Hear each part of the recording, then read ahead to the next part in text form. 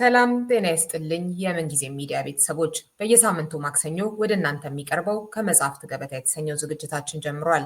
ዘ ናይል ኢን ሌጋል ኤንድ ፖለቲካል ፐርስፔክቲቭ ቢትዊን ቼንጅ ኤንድ ኮንቲኒቲ የተሰኘው የዶክተር መሐመድ እሸቱ ትኩያ መጽሐፍ ለዛሬ ውይይታችን ተመርጧል።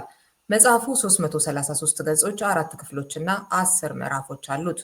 ፕሮግራሙን አዘጋጅቼ የማቀርብላችሁ ርዕዮት ዓለሙ ነኝ። እንድትከታተሉ እጋብዛለሁ። ዶክተር ማህሙድ ግብዣይን ተቀብለ ስለተገኘ እጅግ በጣም እያመሰገንኩ፣ እስኪ በመጽሐፉ ዓላማ፣ አስፈላጊነትና አደረጃጀት ጉዳይ ጥቂት በማለት ትጀምርልን። ታንኪዩ ሪዮቴ፣ እኔም እድሉን ስለሰጠች በጣም አመሰግናለሁ።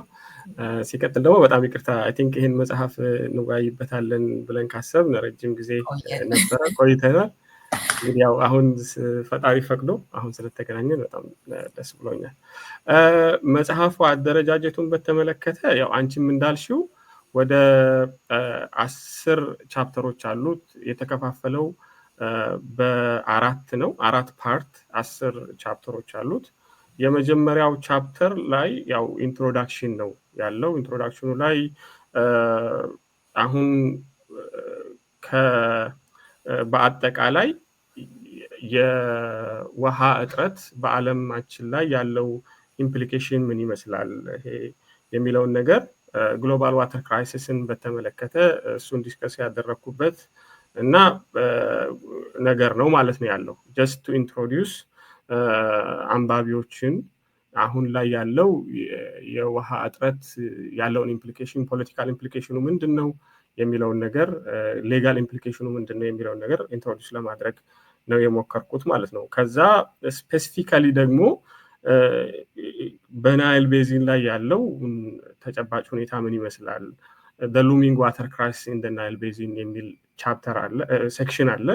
እዛ ላይ በዋነኝነት በውሃ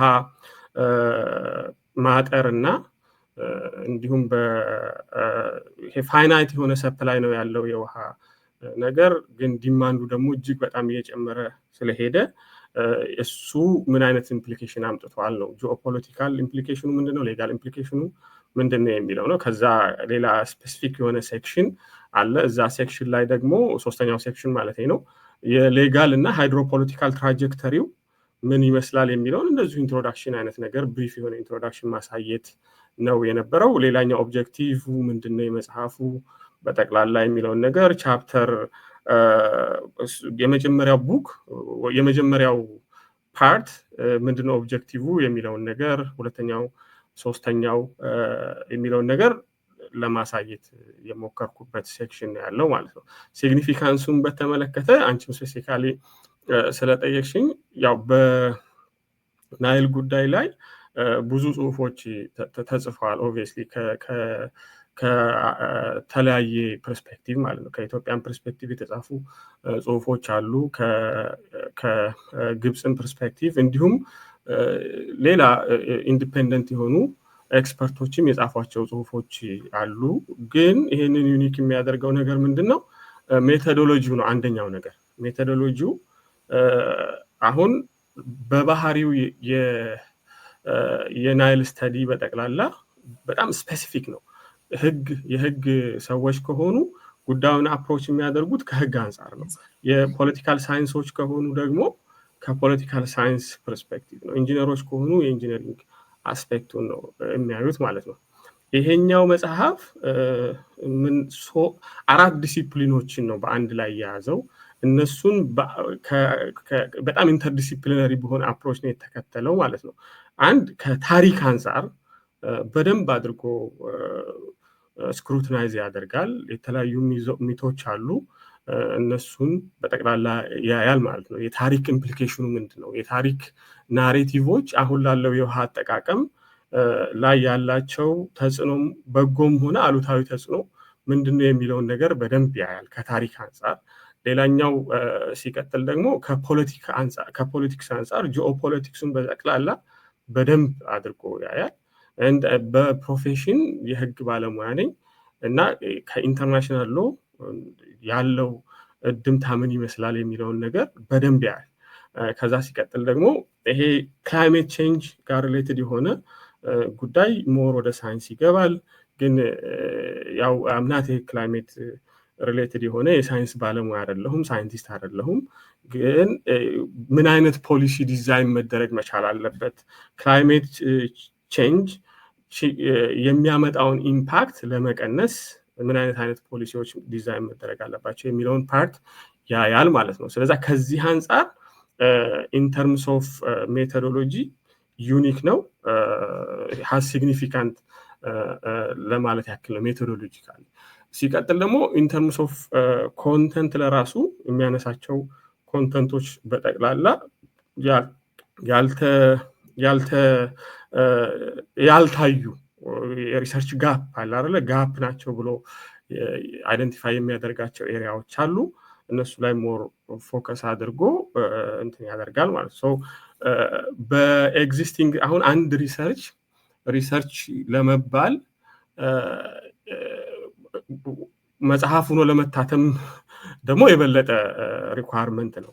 ግን ሪሰርች ተብሎ ለመታሰብ ማሟላት ያለበት ሪኳርመንት ምንድነው? የሆነ ነገር በኤግዚስቲንግ ኖሌጅ ላይ አድ ማድረግ መቻል አለ። አድ ሰም ቫልዩ ኢን ዘ ኤግዚስቲንግ ሊትሬቸር ማለት ነው። እና ሪሰርች ጋፕ ላይ አይደንቲፋይ ያደረጋቸውን ነገሮች በመሙላት ደረጃ በደንብ አዲስ እውቀት ይዞ ይመጣል ማለት ነው። በሊትሬቸሩ ላይ፣ በናይል ዲስከሽን ላይ፣ በዲስኮርሱ ላይ በጠቅላላ ማለት ነው። ከዛ አንጻር እንትን ነው ምንድነው ሲግኒፊካንስ አለው ማለት ነው። ኢን ተርምስ ኦፍ ኮንተንት ቻፕተር 2 ላይ ቅድም ያልኳቸው የጠቃቀስኳቸው ነገሮች አሉ። ከታሪክ አንጻር ነው ጉዳዩን የሚያየው። ያ ማለት ፓርት 1 በዋነኝነት የሌጋል እና ሃይድሮፖለቲካል ትራጀክተሪውን በናይል ቤዚን ውስጥ ያለውን ትራጀክተሪ በጠቅላላ ሪኮንስትራክት ማድረግ ነው። እሱ የሚጀምረው ደግሞ ቻፕተር 2 ላይ እንደጠቀስኩት በዋነኝነት የተለያዩ ከፕሪ ሂስትሪ በፊት የነበሩ ከክርስቶስ መወለድ በፊት የነበሩ ታሪኮችን በአንድም ሆነ በሌላ ኢንክሉድ ለማድረግ ሞክሯል። ግን በደንብ በቃ ስክሩቲናይዝ ማድረግ የሚጀምረው ኢቨንቶችን ከምን ጀምሮ ነው?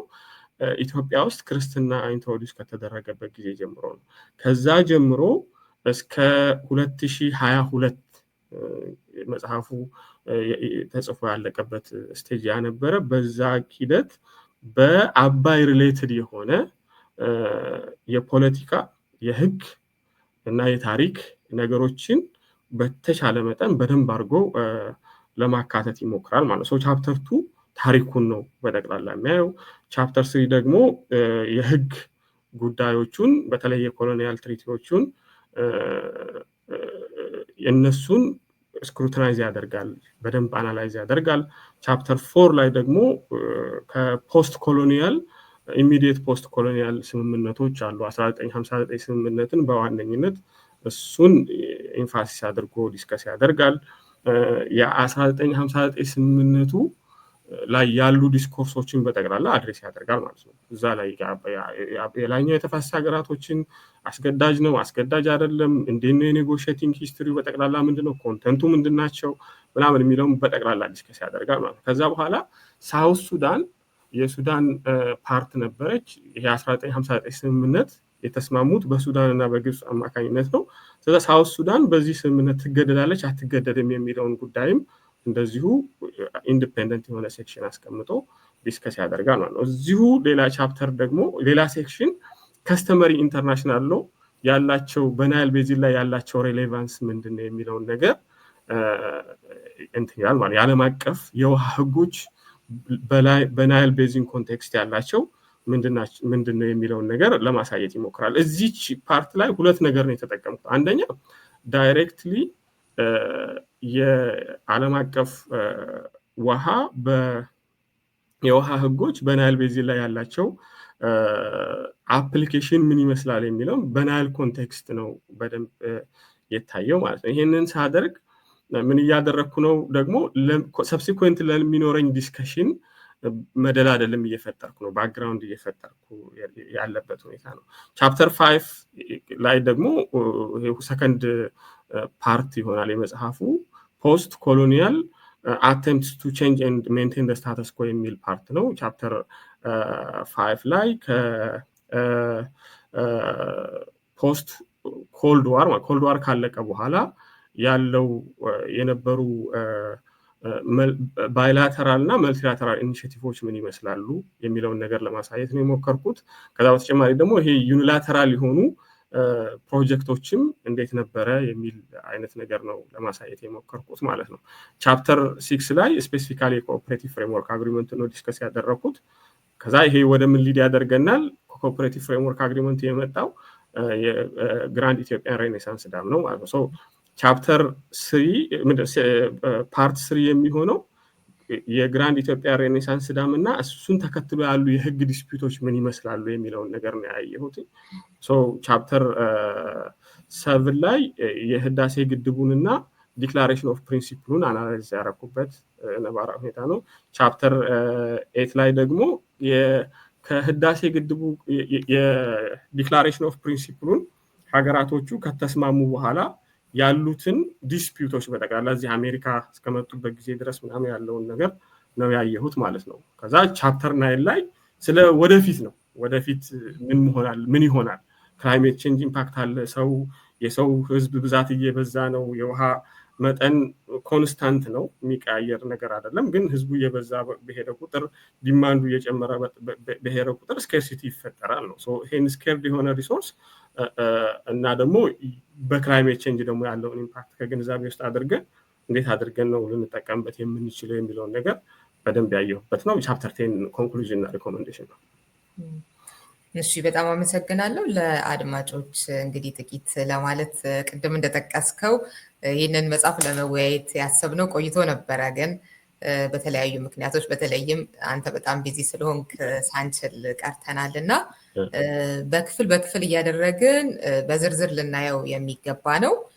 ወደፊት ጊዜ ስታገኝ እሱን እናደርጋለን። ለዛሬው ግን እንደው ይሄ መጽሐፍ ወጥቷል፣ አይታችሁታል ወይ? ምን ይመስላል አጠቃላይ ይዘቱ የሚለውን እሱን ልንነግራችሁ ነው የተገናኘ ነው የሚለውን ትንሽ ልበልበት ብዬ ነው። እንደው የመቅድሙ ላይ የምታነሳውን ሀሳብ ቀጥዬ ትንሽ ብንባባልበት ደስ ይለኛል። ወሎ የነበሩት የልጅነት ጊዜያትህ እንዴት የአባይን ጉዳይ ከማንነትህ ጋር አስተሳስረህ እንድትመለከት እንዳደረጉ ትገልጻለህ። በዚህ መጠን ቅርብ በሆነ ነገር ላይ ደግሞ ጥናታዊ ስራ ስታዘጋጅ ስሜታዊ በመሆን ከሚመጣ አድሏዊነት ራስን ማላቀቅ እንደሚከብድ ግልጽ ነው። አንተም ክብደቱን ትገልጻለህ። ግን ደግሞ ተወጥተኸው ደረጃውን የጠበቀ ምሁራዊ ስራ ልታዘጋጅ መቻልህን የዘርፉ ምሁራን መስክረውልሃል። በምሳሌነት ቀዳሚ ቃሉን የጻፈልህ በዓለም አቀፍ የውሃ ህግ አሉ ከሚባሉ ምሁራን አንዱ የሆነው እና አማካሪ ፕሮፌሰር ስቴፈን ማካፍሪን መጥቀስ ይቻላል። እና እንዴት ቻልክበት የሚለውን ትንሽ እንትንም ይሆናል እና ልምድ ለሌሎችም አሁን እንትኑ ኤክስፒሪየንሱ አይ ቲንክ የኔም ብቻ ኤክስፒሪየንስ ነው ብዬ አልልም። በዩኒክ የሆነ ኤክስፒሪየንስ ነው ማለት አልችልም። በተለይ በጣም ቅርብ ልንሆን እንችላለን እኛ ወሎ አካባቢ ጋር ያው በአንድም ሆነ በሌላ ሪሌትድ የማደርገው ከዚህ በተለምዶ 77 85 እና 86 አካባቢ ጋር የነበረውን ድርቅ ነው አይደለ? እሱ ድርቅ ጊዜ ብዙ ሰዎች ተቸግረው ነበረ ምግብ እና ብዙ ሰዎች ሙተው ነበረ። በጣም አስቸጋሪ የሆነ ዘመን ነው የነበረው ማለት ነው። እና ላይክ እኛ ህፃን ሆነን እኔ I was not born by then ግን በቃ ከዲስከሽኑ አለ አይደለ? ህፃን ሆነሽ ለራሱ የተጫወትሽ ምን እያልሽ ምናምን የምትሰሚው ይሄኔ የኔም ልጅ ሲሉ እናቶች የምትሰሚው ነገር በቃ እንትን ነበረ። ምንድነው ወይ ክላስ ውስጥ ምናምን ልትይዝ ትችላለሽ። ክላስ ውስጥ ስንት ወንድም ስንት አላችሁ ምናምን ስትባሉ someone would mention like እንደዚህ ነበር አንደኛው ወንድሜ እንደዚህ ሆኗል በድርቁ ምክንያት ህይወቱ አርፏል ወይ አይነት ነገር እንትን ህፃንም ኳስም ስንጫወት ወይ እቃቃ ምናምን ስንጫወት ምናምን እናቶችም እንደዚህ ይላሉ። እንዲህ ባይሆን ምናምን አለ ትክዝ ብለው ምናምን እንዲህ ባይሆን ምናምን አይነት ነገር አለ። ይሄ I don't know uniquely any experience ነው ብዬ አላስብም። ብዙ ኢትዮጵያውያኖች በተለይ ወሎ አካባቢ ጋር ያለ ኤክስፒሪየንስ ነው እና እንደዚህ ለምንድን ነው ስትያል አይደለ የምታገኙም ከትልልቅ ሰዎችም ከምንም ሪግሬት ነው ላይክ የአባይ ልጅ ውሃ ጠማው አይነት ነገር ማለት ነው። ላይክ ይሄንን ትልቅ የሆነ ሪሶርስ ይዘን ያንን መጠቀም ባለመቻላችን የደረሰብን ችግር ነው አይነት ነገር ኢንተርናላይዝ የማድረግ አይነት ነገር ነው የምትሰሚው ማለት ነው። ይሄ የኔ የህፃን ቻይልድሁድ ኤክስፒሪየንስ ነው። ግን በዚህ ፕሮሰስ ውስጥ ላይክ በቃ የሆነ ይሄ ከዝናብ ላይ የተመሰረተ የእርሻ ስራ አላር ይሄ ሰብሲስተንስ የሆነ ፋርሚንግ በቃ በጣም ካታስትሮፊክ የሆነ ኢምፓክት እንዳለው በጣም ሆነሽ ነው የምታውቂው። ገና በቃ በደንብ ነፍስ ሳታውቂ ምን ሳትይ ምናምን ይገባሻል። ገበሬዎች ምናምን ሲሸገሩ ምን ያክል ነው ማለት ወፍጮ ቤት ደግሞ ነበረን እና ሚዛን መዝን ነበረ ህፃን ሆኜ ማለት ነው። ሚዛን እየመዘንኩኝ አይኖ ከመቼ እስከ መቼ ገበሬዎቹ አርሰው መብላት እንደሚችሉ በራሳቸው ማለት ነው። ፕሮባብሊ መኸር ምናምን የሚባለው ጥር ምናምን አካባቢ ጋር ነው የሚጀምረው። ከዛ በኋላ እስከ ግንቦት ድረስ ነው ራሳቸውን የሚችሉት። ከዛ በኋላ ያለው ነገር የሚመጣው በእርዳታ ነው። ወይ መንግስት ይረዳል፣ የእርዳታ እንትን አለ፣ ለእኛ ስራ አለ። የእርዳታ ገጥ ከተማ መጥተው እህል ምናምን ተቀብለው ያንን አስፈጭተው ነው ወደ ውስጥ ወደ ሀገራቸው የሚገቡት ማለት ነው። እና ላይክ እንትናቸው ላይፋቸው 5 ወር 6 ወር ነው ራሳቸውን የሚያበሉት ማለት ነው። ከዛ በላይ ያለው ግን በእርዳታ ምናምን ይሄ በቃ እንትን ይላል። ከዚህ የምትረጂው በቃ ለማበልጸግ ለማደግ እና ራሳችንን ለመቻል በቃ ይሄ ሰብሲስተንት የሆነ ፋርሚንግ መቅረት መቻል አለበት። በቃ በኢሪጌሽንም በምንም ተጠቅመን ራሳችንን መቻል አለብን የሚል አይነት አመለካከት ነበረኝ። ይሄ ባለበት ሂደት ውስጥ ነው ህግ ትምህርት ቤት ውስጥ የገባሁት። ህግ ትምህርት ቤት ውስጥ ከገባሁ በኋላ የህዳሴ ግድብ ምናምን ተጀመረ ተብሎ ምናምን አለ። አባይ በቃ በጣም ሴንቲሜንታል የሆነ ቫልዩ አለው ለማህበረሰባችን ማለት ነው። በተለይ ለኛ አካባቢ አሮን ሌላም ቦታ እንደዚሁ ነው የሚሆነው ብዬ አስባለሁ። በጣም ሴንቲሜንታል የሆነ ቫልዩ አለው እና አባይ ተጀመረ ሲባል በቃ ማዋጣት አለብን እንትን ካለ ሁሉ እንዘምታለን ምናምን ሁሉ የሚሉ ሰዎች ነበሩ። በቃ ግብጽ እንትን አደርጋለሁ ካለች የሚሉ ሰዎች ነበሩ። እና እኔ ቁርስ አዋጣ ነበረ ማለት ሁሉም ተማሪ ነው፣ ይሄ እኔ ብቻ አይደለም። ከቁርሳችን ላይ የሆነ ብር ተቀንሶ እንትን ይደረግ ነበረ ለህዳሴ ግድቡ ማለት ነው ይነሳ ነበረ እያልኩ ከዛ I would think እንዴት ነው መርዳት የምትችለው አላር በተማርኩት መንገድ እንዴት ነው መርዳት የሚችለው ሀገር ምናምን አይነት ስሜት አስብ ነበረ። ታደሰ ሞገስ የሚባል መምህር ነበረኝና እሱም እዚህ ኤሪያ ላይ በጣም ቬሪ ኢንተረስትድ ነበረ። ያው ፑሽ ያደርገን ነበርና ከሱ ጋር መምህር ሆኜ ከወጣሁ በኋላ የዲክላሬሽን ኦፍ ፕሪንሲፕሉ ተፈራረሙ ማለት ነው ኢትዮጵያ፣ ግብጽ እና ኢጂፕት። ይሄን ሲፈራረሙ ለምንድን ያው እኔ ገና አንደርግራድ ገና ነው የተመረኩት፣ ማስተርስ ምናምን አልነበረኝም በወቅቱ። ለምን በዚህ ኤሪያ ላይ አንጽፍም የሆነች ነገር ለምን አንጽፍም ምናምን ተባብለን በቃ ሪሰርች ማድረግ ጀመርኩ ማለት ነው። ከዛ ናሽናል ኮንፈረንስ ነበረ ድሬዳዋ ዩኒቨርሲቲ፣ እዛ ጋር ፕሬዘንት አደረግን ማለት ነው ይሄንን ሳብጀክት ኤሪያ ማለት ነው። የህዳሴ ግድቡ ላይ ያለው አዲስ የሆነ ኒው ዲቨሎፕመንት ነበረ። ያለው ነገር ምንድን ይመስላል፣ የኢትዮጵያን ጥቅም አሳልፎ ሰጥቷል አልሰጠም የሚለውን ነገር በደንብ አድሬስ ያደረገ እንትን ነበረ፣ ጽሁፍ ነበረ ማለት ነው። ከዛ that's how I become introduced with ፕሮፌሰር ማካፍሬ ማለት ነው። ማካፍሬ በቃ በ1997 የተስማሙትን ሀገራቶች የተስማሙትን የዓለም አቀፍ ኮንቬንሽን ዩኤን ዋተር ኮርስ ኮንቬንሽን ይባላል። ያንን ድራፍት ያደረገው ሰው ነው እና የሱ በቃ ሪናውንድ የሆነ አውቶሪቲ የሚባል በቃ ትልቅ የሆነ በኤሪያው ላይ አለ የሚባል ሰው ነው እና በቃ የሱን ጽሁፍ ላይ ምናምን ኢንትሮዲውስ ሆንኩኝ።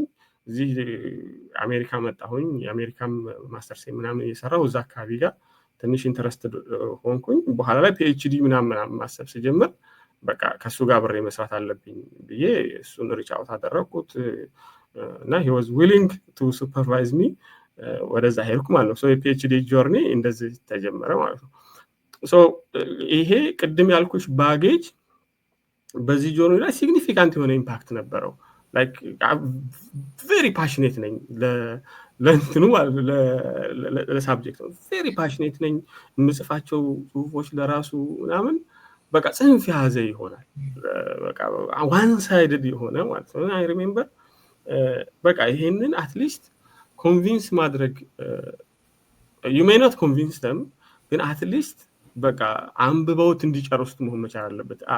አንድ ግብፃዊ አንተ የምጽፈው ጽሁፍ አንድ ግብፃዊ በቃ ከመጀመሪያ ጀምሮት ይሄ ምናምን ብሎ የሚጥለው መሆን የለበትም። አትሊስት እስከሚጨርስ ድረስ ሊጨርሰው የሚገባ አይነት ጽሁፍ መሆን መቻል አለበት አይነት ነገር ፑሽ ባክ ያደርገኝ ነበር። በቃ አሃድ ላይክ በጣም ብዙ ባክ ኤንድ ፎርዝ ማለት ነው። በዋነኝነት ይሄ ፓሽን ጋር በተመለከተ ነበረ። እሱ ብዙ ነገር ያው የሚመክረኝ ነገር ነበረ። ኦፍ ኮርስ ሰብስታንሲቭ የሆነው ጉዳይ ላይ ምናምን ላይ ግን the way how I express myself ማለት ነው። ጽሁፉ ላይ የሚጠቀማቸው አድጀክቲቮች ምናምኖች አለ አይደለ? እነሱ በቃ ፓሽኔን ያሳያል እና እሱ ያንን ደግሞ ከእንትንም ከምንድነው ስሙ ከሪሰርችም ከምንም አንጻር ብዙም እንትን አይደለም፣ ብዙም ፑሽባክ ያደርጋል። ብቻ በቃ ይሄ ባዝድ ነው የሚለው ነገር እንትን ማድረግ ያ ፈርስት ኢምፕሬሽን አትሊስት መሆን የለበትም ነው። ላይሆን ይችላል፣ ትክክለኛ እውነተኛ ነገር ሊሆን ይችላል ያለሁት ነገር ግን በቃ ይሄ በጣም ፓሽኔት ገዛ ቅጽሎች ስታስገባ ግን ስሜታዊ የሚመስለው ያ እንደዚህ አይነት እንትን ነበረውና እሱ ፑሽባክ ሲያደርግ ምናምን በተሻለ መጠን በቃ አንደኛ ኮንፌስ ማድረግ ነው። አሁን እንትኑም ለራሱ አለ አይደለ ኢቲካሊም ይሄንን ባጌጅን እና በቃ እኔም ማወራውን ነገር በጠቅላላ እዚህ መጽሐፍ ላይ you cannot be like ማንም ሰው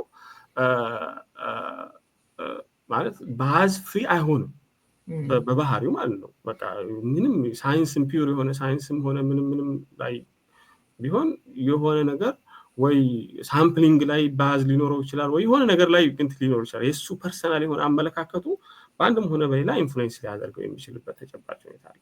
ስለዚህ እኔ I just want like one way ይሄንን አፕሮች ማድረግ ያለብን በቃ why don't like ይሄንን አላርለ ይሄንን ባጌጅ በጠቅላላ ይሄንን ፐርስፔክቲቭ where I'm coming from ለምን አያውቁትም? ከዚህ ይሄንን ለራሱ ኤክስፕሊሲትሊ ኦነስት ሆኜ ለምን ኮሙኒኬት አላደርገውም ለአንባቢዎቹ የሚለው ነገር አንደኛው ነገር ነው። እሱ አንድ ቀነሰ እንትኑን ማለት ነው። ምንድነው ይሄ ሰጣ ገባውን እሱ የሚቀንሰው ነገር አለ ማለት ነው። ምክንያቱም በቃ በደንብ ፍሬሚንግሽ እና ከየት እየመጣሽ እንደሆነ በግልጽ እንትን እያልሽ ስለሆነ ማለት ነው።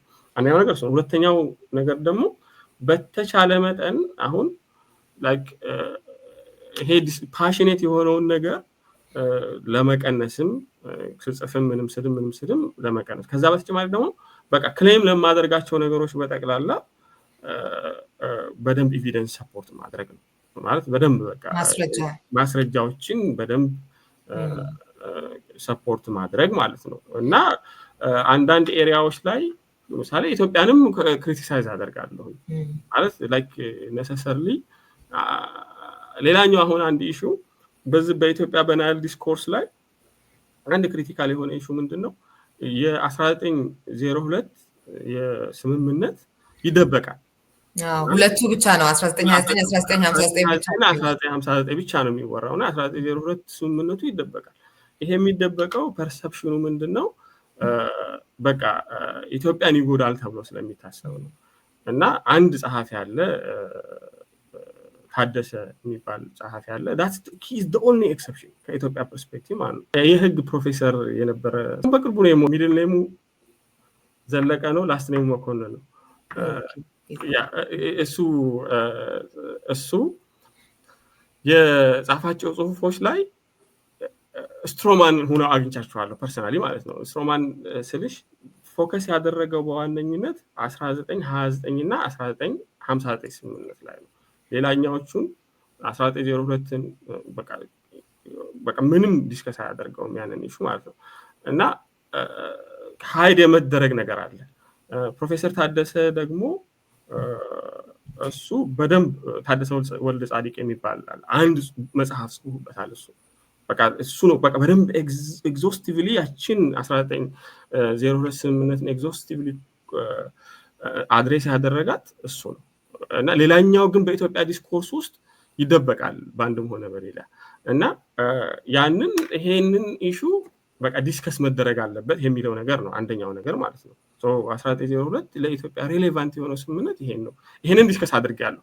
ይሄን ዲስከስ ሳደርግ በቃ በፊት የነበሩ አንደርስታንዲንጎችን በጠቅላላ ስዊሚንግ አጌንስት ከረንት ሪኮንስትራክቲንግ ኢትዮጵያን አርጊመንትስ አጌንስት 1902 ትሪቲ የሚል ሴክሽን አለ እና በፊት የነበሩ የኢትዮጵያ መንግስት የያዛቸው አቋሞችን በጠቅላላ አመር ነው ያልኳቸው ማለት ነው ያደረኳቸው ማለት ከህግ አንጻር ተቀባይነት የሌላቸው አፕሮቾች ነበሩ።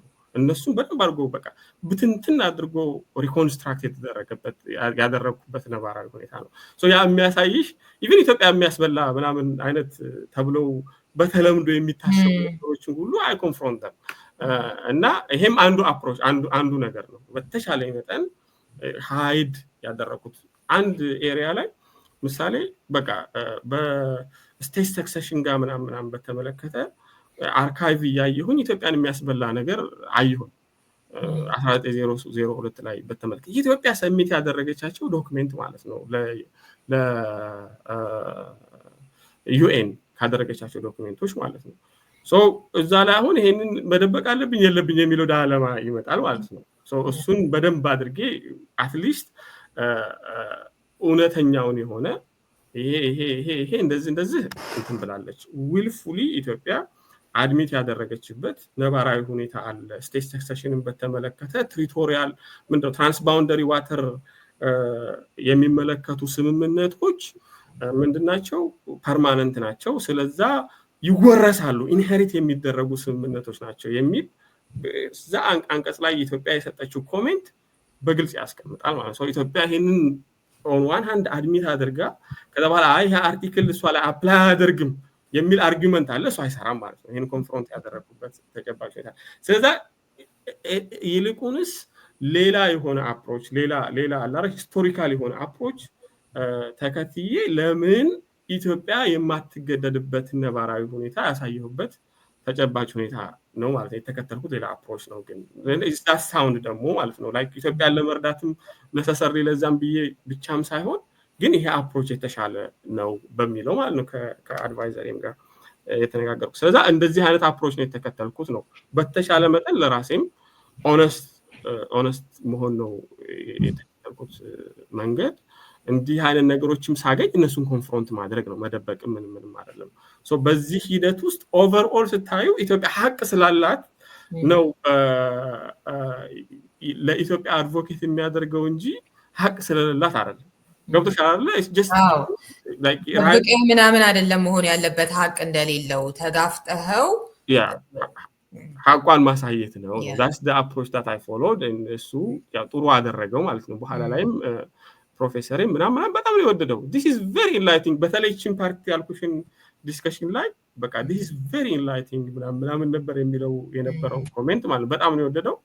ከዛ አሪፍ ሆነ ማለት ነው። ዲስ ኢዝ ሃው አይ አፕሮች ዲስ ነው ሪዮቲዋ።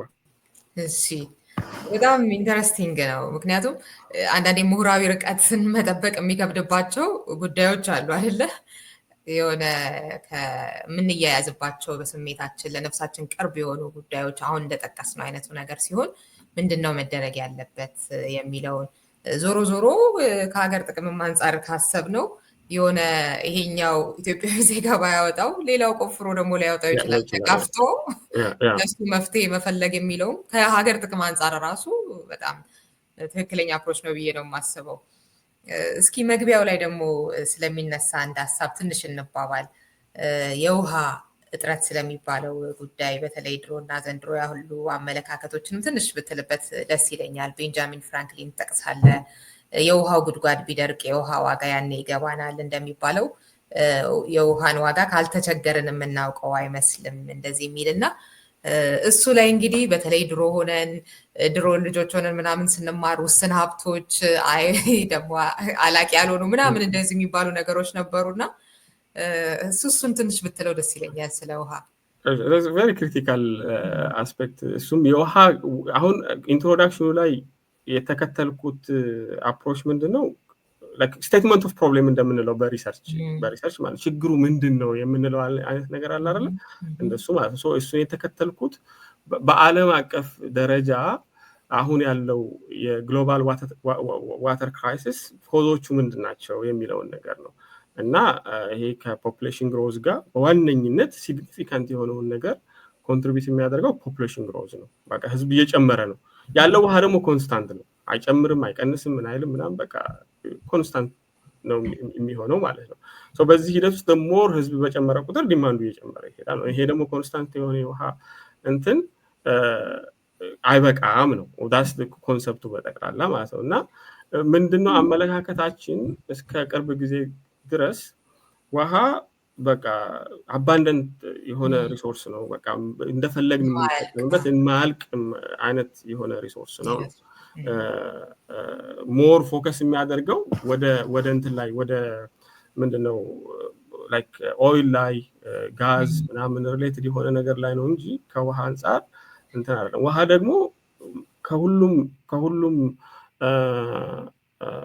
ከሁሉም ነገሮች በጠቅላላ እጅግ በጣም አስፈላጊ ነገር ነው ለሰው ልጅ ካለ ውሃ የሰው ልጅ መኖር አይችልም አይደል መሬትንም ለራሱ ከሌሎች ፕላኔቶች ዩኒክ የሚያደርጋት ሃቢታብል የሆነችበት ምክንያት ውሃ ስላለ ነው አይደል አሁን እኮ ናሳ ላይ አንዱ ፉትኖት ላይ አይተሽው ከሆነ አላቅም ናሳ ላይ በቃ ማርስ ላይ ህይወት አለ የለም የሚለውን ነገር ዲተርማይን ለማድረግ የሚያዩት ምንድነው ውሃ ይኖራል አለ የለም የሚለውን ነገር ነው እና it's very significant very essential የሆነ ሪሶርስ ነው ግን አመለካከታችን እስከ ቅርብ ጊዜ ድረስ በቃ ስለ ውሃ ያለን አመለካከት በጣም እንትን ነው ሙሉ ነው የሰው ልጅ በውሃ አይቸገርም የሚል አይነት አመለካከት ነበር ያለን ማለት ነው ኢንፋሲሳችን እና የኢንተርናሽናል ኢንስቲትዩሽኖች ሴትአፕ ሲደረጉ አሁን ፋንክሽን እያደረጉ ያሉ ኢንተርናሽናል ኢንስቲትዩሽኖች ሴትአፕ ሲደረጉ እንደ ዩኤን ማለት ይቻላል ምንድነው በቃ ውሃ ስለ ውሃ ስኬርሲቲ እና እንደዚህ አይነት ነገር ከግንዛቤ ውስጥ አላስገቡም ነበረ ነው ግን አሁን በሂደት የህዝብ ብዛት እየጨመረ የውሃ ጥቅም የውሃ ዲማንድ እየጨመረ ሀገር ደግሞ እየበለጸገ ሲሄድ ኢንዱስትሪያላይዜሽን ሲመጣ እየበለጸገ ሲሄድ የሚጠቀማቸውም ለውሃ የሚያስፈልጉት እና ውሃ የሚፈልጉ የሚጠቀማቸው ነገሮች በጠቅላላ ይበዛሉ ማለት ነው ሶ ይሄን ተከትሎ የመጣ ነገር ነው ክራይሲሱ የመጣ እንትን እያለ መጣ ነው ሶ ለዚህ ደግሞ መንገድ የሚሆነን በቃ ቪያብል የሆነ ሌጋል እና ኢንስቲትዩሽናል የሆኑ ፍሬምወርኮችን ማበጀት መቻል አለብን ነው እና በጣም ብዙ ትራንስባውንደሪ ዋተር ሪሶርሶች አሉ በአለም ላይ ከነዛ ውስጥ ጥቂት የሆኑ ናቸው ይሄ ኦል ኢንክሉሲቭ የሆነ የህግ ማዕቀፍ ያላቸው ማለት ነው ከነዛው ከሌላቸው ውስጥ ደግሞ በሲግኒፊካንት የሚጠቀሰው የናይል ቤዚን ነው ስለዚህ ይሄ ደግሞ ወደ ናይል ቤዚን ይወስደኛል ማለት ነው this is how I conclude it ከዛ next section የሚሆነው የናይል ቤዚን ነው ናይል ቤዚን ላይ እንደዚሁ ደግሞ ከባድ የሆነ ዋተር ክራይሲስ looming water crisis in the Nile basin የሚል ሴክሽን አለ እዛ ላይ አለ ማለት ነው ይሄንን again እዚህም ላይ የህዝብ ብዛት ነው በዋነኝነት በጣም ህዝቡ እየጨመረ ሂዷል ያለው ደግሞ በቤዚን ውስጥ ያለው የውሃ መጠን ኮንስታንት ነው እየቀየረ እየተጨመረ አይደለም እሱም ሲግኒፊካንት የሆነ ኢምፓክት ያለበት ሂደት አለ ይሄንን ደግሞ ክላይሜት ቼንጅን ስትጨምሪበት በአንድም ሆነ በሌላ ቤዚኑ በክላይሜት ቼንጅ አፌክት የሚደረግ ቤዚን ነው ይሄ ኢንተርገቨርንመንታል ፓናል ፎር ክላይሜት ቼንጅ የሚባል አለና ይሄ ፓናል የክላይሜት ቼንጅ ኢምፓክቶች ምንድናቸው የሚለውን ነገር የተለያዩ ሞዴሎችን እየተጠቀመ ፕሮጀክት የሚያደርግ ፓናል ነው እና አሁን በጣም ደረቃማ የሆኑ ቦታዎች ላይ የክላይሜት ቼንጅ ኢምፓክቱ የሚኖረው ሞር ደረቃማ እየሆኑ ይሄዳሉ ይላል እንደዚህ ደግሞ በቃ ጎርፍ ምናምን የሚበዛባቸው ቦታዎች ላይ እንደዚህ ዝናብ የሚበዛባቸው ቦታዎች ላይ ደግሞ በጣም ዝናብ እየዘነበ ይበዛል በዝናብ በጣም ኢምፓክት ይደረጋሉ ነው ሶ ፍለዲንግ እና ድሮት በቃ የሚጠበቅ ነው በክላይሜት ቼንጅ ምክንያት በናይል ቤዚን ላይ ማለት ነው። በጣም ብዙ አስቸጋሪ የሆነ ድሮት ይኖራል። በተመሳሳይ ደግሞ በጣም ደግሞ የሚደጋገምና እጅግ አስቸጋሪ የሆነ ፍለዲንግ ሊኖር የሚችልበት ተጨባጭ ሁኔታ ይፈጠራል ማለት ነው። ለነዚህ ደግሞ ምን አይነት ኢንስቲትዩሽናል ሜካኒዝሞችን ዲቨሎፕ ማድረግ አለብን የሚለው ነገር ይሄዳል። ይሄ ወደ ይሄንን እንደዚህ ያሉ ችግሮች እያሉብን ግን የናይል ቤዚን ቅድም እንዳልኩሽ ምንም አይነት የህግ ማዕቀፍ የላቸውም ነው። የህግ ማዕቀፎቹን ከዛ ቀጥሎ ያለው ፓርት ደግሞ ይሄ ሌጋል ሴቲንጉን በደንብ ኢንትሮዲውስ ማድረግ ነው የተከተልኩት አፕሮች ልልሽ ነው። እዛ ሴቲንጉ ላይ ያው የተሞከሩ ኢኒሼቲቮች ምንድን ናቸው በፊት እና ቅድም አንቺም ያልሽውን ስፔሲፊካሊ ይሄ የውሃ እጥረትን ሉሚንግ ዋተር ክራይሲስ በተመለከተ ምን አይነት የፖሊሲ ኢኒሼቲቮች ያንን ሊቀንሱት ወይም ደግሞ ሊያስቀሩት ፕሪቨንት ሊያደርጉት የሚችሉበትን መንገድ ለመጠቆም ነው የሞከርኩት ማለት ነው። ያው እንግዲህ የውሃ ጉዳይ በመግቢያ ላይ እንዳልኩት በሰፊው የምታብራራው እንደምን ያለ ጠቃሚ ነገር ነው የሚለውን አሁን በመጠኑም የጠቀስከው አለ በመጽሐፉ በደንብ የሚጠቀስ እና ለዛም ነው እንግዲህ አባይን በተመለከተ ተጽዕኖአቸውን ለማሳረፍ ስለሞከሩ የተለያዩ ታላላቅ መንግስታት ስለሚባሉም በተለይ ደግሞ ከዓለም አቀፍ ህግ አንጻርም ደግሞ ተጽዕኖአቸውን ለመፈተሽ የሞከርክበት በሰፊው ሄደህበታል። እንዳልኩት እንግዲህ ወደፊት ሲመች በዘርፉ እንመለከተዋለን። ግን ለዚህ ፕሮግራም ከዚህ ጉዳይ ጋር በተያያዘ ሳልለው ባላልፎ የምትለው ካለ ወደሱ ልሄድ። ያ ከውጭ ሀገራቶች ኢንተርፈረንስን በተመለከተ የአባይ ተፋሰስ አይ ቲንክ ይሄ ምንድነው እንዴት አድርጌ እንደምንገልጸው አላውቅም። በቃ አብሮ ያለ ነው ኢነሴንስ ገና ከመጀመሪያው ጀምሮ አሁን ቻፕተር 2 ላይ ያደረኩት ነገር ምንድነው የውጭም ሆነ ዶሜስቲክ የሆነ አባይ ሪሌትድ የሆነ የጂኦፖለቲካል አስፔክትን ነው በደንብ አድርጌ ስክሩቲናይዝ ለማድረግ የሞከርኩት ማለት ነው። እና እዛ ላይ አሁን የማየው ነገር ምንድነው ትሬንድ በተለያዩ ስቴጆች ላይ በዓለም የነበሩ ይሄ ሱፐር ፓወርስ የምንላቸው አለ ትልልቅ ኃይሎች በቃ አባይን በአንድም ሆነ በሌላ ኢንፍሉዌንስ ለማድረግ ሞክረዋል። የግሪክን ሲቪላይዜሽን ማንሳት እንችላለን። እዛ ላይ በተለይ እነሱ በደንብ እንትናቸው የአባይ ምንጭ የት ነው የሚለውን ነገር በተመለከተ በጣም ፋሲኔት ያደርጉ የነበረበት ሂደት ነው ያለው። ሂሮዶተስ የገለጸው አለ አባይ ምንድነው ግብጽ የአባይ ስጦታ ናት ብሎ የገለጸበት ተጨባጭ ሁኔታ አለ ማለት ነው። ከዛ አሌክዛንደር ዘግሬትን ማየት እንችላለን። አሳሾች ሁሉ ልከው ነበር የት ነው ሶርሱ የሚለውን ነገር በተመለከተ ማለት ነው። ሮማኖቹም በአንድም ሆነ በሌላ ሲቪላይዜሽናቸውን ለረጅም ጊዜ ሰስቴን አድርገው መቆየት የቻሉት ከአባይ በሚሄድ እንትን ነው ምርት ነው ከናይል ቫሊ ላይ በሚመረት ምርት ነው የነበረው ማለት ነው። it was very significant even ክርስቶስ መወለዱ በፊት በነበረው ታሪክ ውስጥ ማለት ነው። and specifically እኔ very interested ሁኜ ደግሞ ስክሩቲናይዝ ያደረኩት ፓርት ኢትዮጵያ ውስጥ የክርስትና ከተዋወቀበት ጊዜ ጀምሮ ነው። 4ኛው ክፍለ ዘመን አካባቢ ጋር ጀምሮ ያለውን ሂደት ማለት ነው። ከዛም ጋር ስታዩ በተለይ አረቦች ግብፅን ሲቆጣጠሩ ያለው ሰጣ ገባ በሁለቶቹ መካከል ማለት ነው በግብፅና በክርስቲያን ሃይላንድ ኪንግደሙ on one hand ከአክሱማይ ኪንግደም ጀምሮ ዛጉዌ ዳይናስቲ ከዛ ሰለሞኒክ ዳይናስቲ ምናምን የምንላቸው ዘመኖች ከዛ በሌላ ሳይት ደግሞ የአረቦቹ ኢንፍሉዌንሻል የሆኑ ቀጠናውን በጠቅላላ የተቆጣጠሩበት ተጨባጭ ሁኔታ ነበርና እዛ ላይ እንደዚሁ ሰጣ ገባ አለ።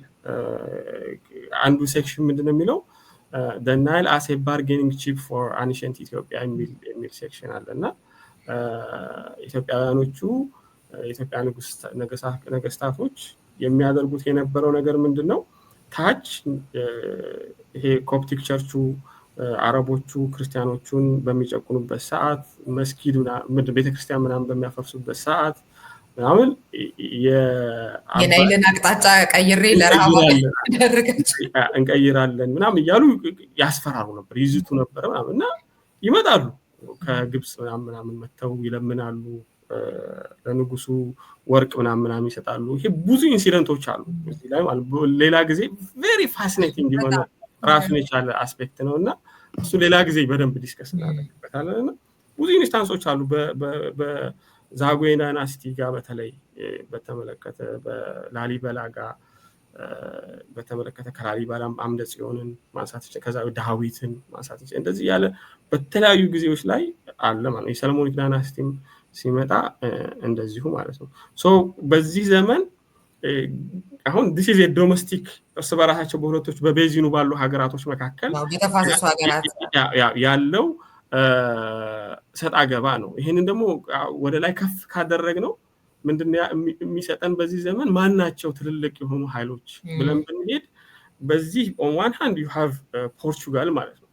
on the other hand ደግሞ you have Ottoman Turkey አለ ኦቶማን ቱርኪ ምናምን ታገኛለሽ ማለት ነው በሁለቶቹ ዘመኖች። እነሱም አንደኛ ቀይ ባህርን ለመቆጣጠር ባንድም ሆነ በሌላ ያው ይሄ ከትሬድ ሩቶችን ምናምን ማያዝም ስለሚፈልጉ ግሬት ፓወርም ሆኖ መውጣት እና ኢንፍሉዌንሳቸውን ማሳደግም ስለሚፈልጉ እሱ ነው። ሁለተኛ ነገር ደግሞ ይሄ the legend of Priest John የሚባላል ኢትዮጵያ ውስጥ ትልቅ የሆነ የክርስቲያን ንጉስ አለ። ይሄ ንጉስ በፈለገበት ቅጽበት ምንድነው ግብጽን አመድ ሊያደርጋት የሚችልበት ነባራዊ ሁኔታ አለ። ውሃውን ተቆጣጥሮ ምን ብሎ ማለት ነው ቬሪ ሃፕታም ቬሪ ክርስቲያን ኤንድ ስትሮንግ የሆነ መንግስት አለ። ይሄ ቤተል መቅደስ ምንድን ነበር የሚባለው ሆሊላንድ ማለት ነው።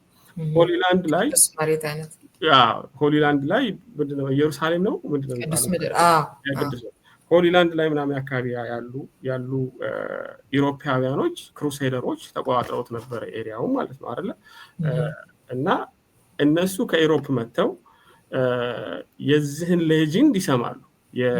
የማን ነው the legend of ዮሐንስ የዚህን ሌጀንድ ይሰማሉ ማለት ነው። ከዛ ይሄንን ይዘው ወደ ኢሮፕ ይወስዱታል። ከዛ በኋላ በዚህ ዘመን አሁን የላሊበላ ዘመን ከማን ጋር ኮንሳይድ አድርጎ ነበረ?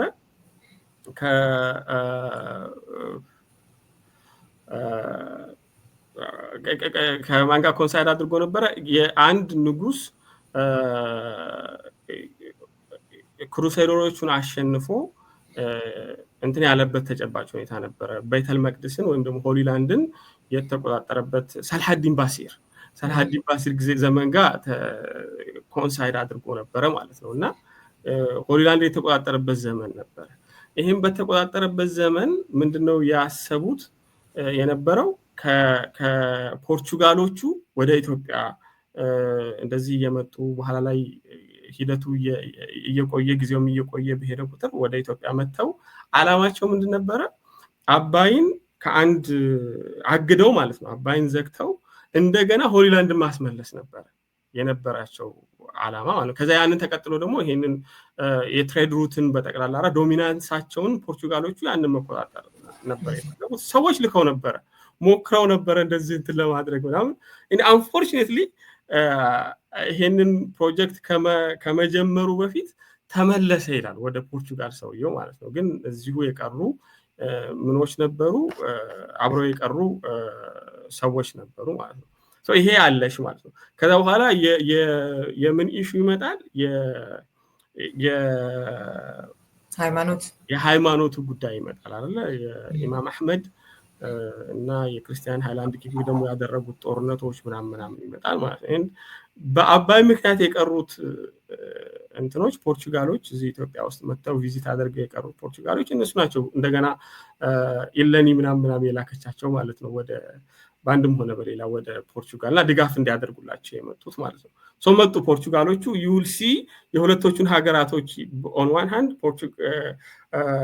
ኦቶማን ተርኪዎቹ አለ ኦቶማን ተርኪዎቹ እዚህ ኢማም አህመድን ሰፖርት አድርገው በዚህኛው ሳይድ ደግሞ ፖርቹጋሎቹ ደግሞ ክርስቲያን ሃይላንድ ኪንግደሙን ሰፖርት አድርገው የተዋጉበት ተጨባጭ ሁኔታ አለ ነው። አሁን ስትራቴጂ ቦይልስ ዳውን የሚያደርገው ከናይል ጋር በአንድም ሆነ በሌላ እንትን እያለ ይሄዳል ማለት ነው።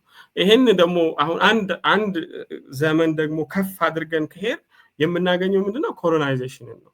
በኮሎናይዜሽን ዘመን ደግሞ ግሬት ፓወር የነበሩት በኮሎናይዜሽን ዘመን ላይ ግሬት ፓወር የነበሩት ፍራንስ እና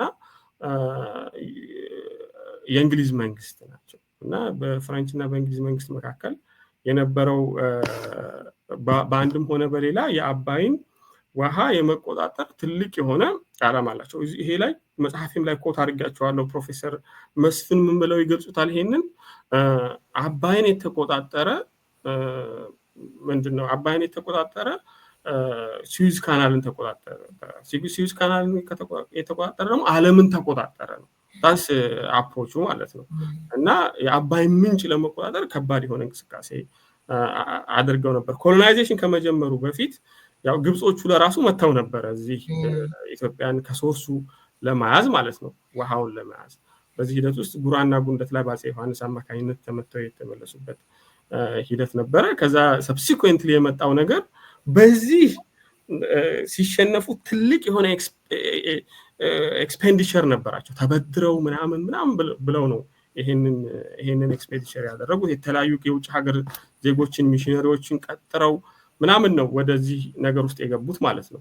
ከሶርሱ የአባይን ሶርስ ለመቆጣጠር ወደዚህ የመጡበት ሂደት ነው።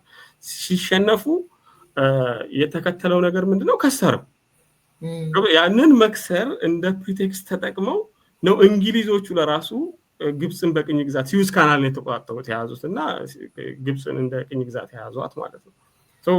በአንድም ሆነ በሌላ ለግብፅ ለራሱ ቅኝ ግዛት መግዛት ይሄ ነው የነበረው ነገር ኮንትሪቢዩት አድርጓል ልልሽ ነው።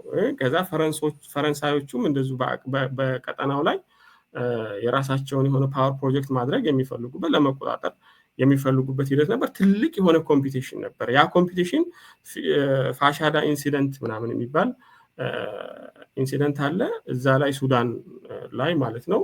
አላማቸው ምንድነው? አሁን ፍራንሶቹ የሚያስቡት የነበረው ከዛ በፊት የነበሩ ሃይድሮሎጂስቶች ምን የሚል እሳቤ ነበራቸው? ይሄ የተለያዩ እዚህ ፋሻዳ ላይ ግድብ መገንባት ከቻል የአባይን ውሃ ወደ ታችኛው የተፋሰስ ሀገራት ወደ ግብፅ እንዳይሄድ ማድረግ እንችላለን ነው። ወደ ግብፅ ደግሞ እንዳይሄድ አፍነን ከያዝናቸው ሳይወዱ በግዳቸው በስዊዝ ካናል ላይ ያላቸውን ጥቅም አትሊስት ኮንሰሽን ይሰጡናል ነው። የሆነ ነገር ጥቅማችንን ማስጠበቅ እንችላለን የሚል ካልኩሌሽን አድርገው ነበረ ወደዚህ ይሄንን የሱዳንን ቦታ ለመያዝ የፈለጉት ማለት ነው። እነሱም ደግሞ ይሄ እንዳይሆንባቸውና ይሄ ከተደረገባቸው በአንድም ሆነ በሌላ ግብፅ ላይ ያላቸው ጥቅም እጅግ በጣም አስቸጋሪ ስለሚሆን ከባድ የሆነ ሰጣ ገባ ነበረ ማለት ነው። ይሄን የፋሻዳ ኢንሲደንትን ማየት እንችላለን። ኢነዌይ ደግሞ የኢታሊ ለራሱ ወደ ሆርን ኦፍ አፍሪካ የመጣችበትን ምክንያት በአንድም ሆነ በሌላ ስታይ በኤልትራ አካባቢ ጋር እንዲሰፍሩ እና ነገሮችን እዛ አካባቢ ጋር እንዲይዙ እና ኢትዮጵያም በጠቅላላ የኤልትራ የኢታሊ ስፌር ኦፍ ኢንፍሉዌንስ ውስጥ እንድታደርግ ያደረጉት ማናቸው ማለት ነው? ፈረንሳዮቹ ናቸው ይሄንን የሚያደረጉት ማለት ነው።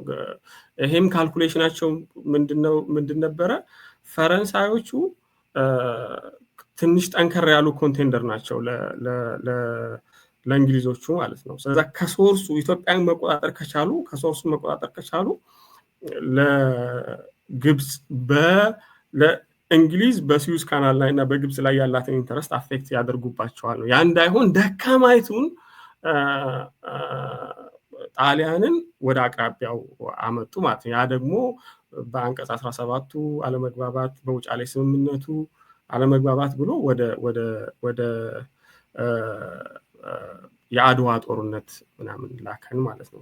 ይሄ ኮሎኒያል አስፔክቱም ላይ ያላቸው የውጭ ሀገራት ተጽዕኖ ሲግኒፊካንት ነበር። በኢትዮጵያ በኮሎኒያል ዘመን ያሉ ሲግኒፊካንት የምታያቸውን ኢቨንቶች ኢነዌይ ሼፕ ያደርገው ይሄው የናይል ፖለቲክስ ነው ማለት ነው። ወደ ላይ ከፍ ስትይ ደግሞ ወደ ታች ወረድ ስትይ ደግሞ የግብጾችንም ቅኝ ግዛት እስከ መያዛቸው ጀምሮ በጠቅላላ ያለውን ሂደታቸውንም እንደዚሁ ሼፕ ያደረገው እንደዚሁ ነው። ሱዳኖቹንም እንደዛው ማለት ነው። ከዛ አንድ ደግሞ ስቴጅ ወደዚህ እንትን ስትይ ቅኝ ግዛት ካለቀ በኋላ ቅኝ ግዛት ካለቀ በኋላ በዚህ ፕሮሰስ ውስጥ የአንደኛው ዓለም ጦርነት የሁለተኛው ዓለም ጦርነት የምንላቸው ሂደቶቹ አሉ አይደል? እዛ ሂደቶች ውስጥም ለራሱ በተለይ የሁለተኛው ዓለም ጦርነት ላይ የኢትዮጵያ ራሷን ከተወረረች በኋላ በጣሊያን ማለት ነው ከተወረረች በኋላ ላይ ያላቸውም እንደዚሁ ያላቸውም የግሬተር ፓወሮች ወይም ደግሞ ፈረንሳይና እንግሊዝ በዚሁ ያላቸውን ጥቅም ለማስጠበቅ ሲሉ በተለይ ጣሊያን ደግሞ ወደ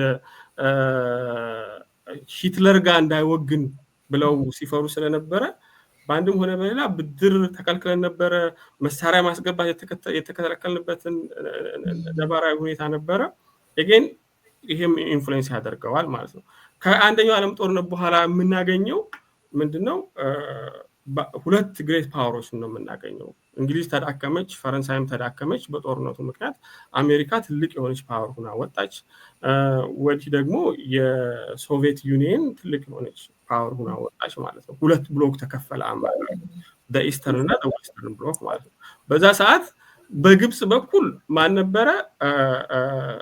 ናስር ነበረ። ናስር ስልጣን ላይ የወጣበት ኢሚዲየት ኮሎናይዜሽን አበቃ።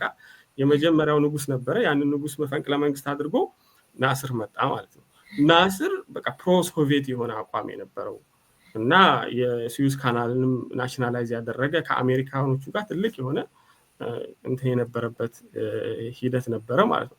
በዚህ ሂደት ውስጥ የአስዋን ዳምን ለመገንባት ማን ነበር የረዳው ማለት ነው? የሶቪየት ዩኒየኖች በጣም ረድተውታል፣ ቴክኒካሊም ፋይናንሻሊም ምናምን በጠቅላላ ማለት ነው። በኢትዮጵያ ኮንቴክስት ደግሞ በወቅቱ ኃይለስላሴ ራይት አዌይ ኃይለስላሴ ከተመለሱ በኋላ ከአሜሪካኖቹ ጋር በጣም ሲግኒፊካንት የሆነ ቁርኝነት ነበራቸው። ትምህርት ቤታችን በጠቅላላ በአሜሪካ ነበር ዲዛይን የተደረገው። አየር ኃይላችን በጠቅላላ ዲዛይን የተደረገው በአሜሪካ ነበረ። ቃኘው ላይ ደግሞ የአሜሪካኖቹ ሲግኒፊካንት የሆነ ጥቅም ነበራቸው እና ይሄ ጂኦፖለቲካል ኢንተረስት ምንድነው ሊድ ያደረገው? የ1959 እስከ 64 ድረስ የነበረ በቢሮ ኦፍ ሪክላሜሽን አማካኝነት የተካሄደ ትልቅ ስተዲ አለ።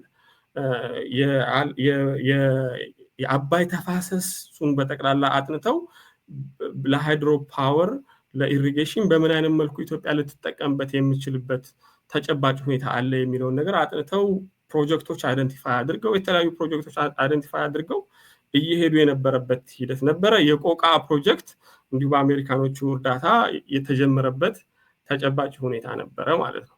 ግን አንፎርቹኔትሊ የደርግ መንግስት መጣ ማለት ነው። የደርግ መንግስት ሲመጣ ኢትዮጵያ ፍሊፕ አደረገች፣ ሳይድ ወደ ምን ሄደች? እነዛ ፕሮጀክቶችም ኢምፕሊመንት ማድረጋቸው ወደ ሶቪየት ዩኒየን ሳይድ ሆነች ማለት ነው። በተመሳሳይ መልኩ ደግሞ እዛኛው ግብጽ ጋር ሳዳት የመጣበት ዘመን ነበረ።